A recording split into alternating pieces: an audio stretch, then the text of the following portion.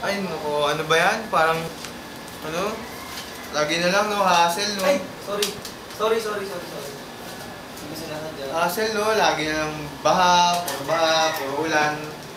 Ano ba yan, Apeng? Tapo ka ng tapo ng basura? Eh, dami yung sinusulat. Mali-mali naman. Linisin mo naman. Mamaya mag-ugan ko yun sa mga... Kami mag-uumulinis naman dito mamaya sa office.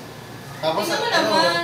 parang ang dami din nagre-reklamo. Sabi nila, laging baha daw. Eh, parang tayo lang din naman yung dahilan kung bakit nangyayari itong mga to, di ba?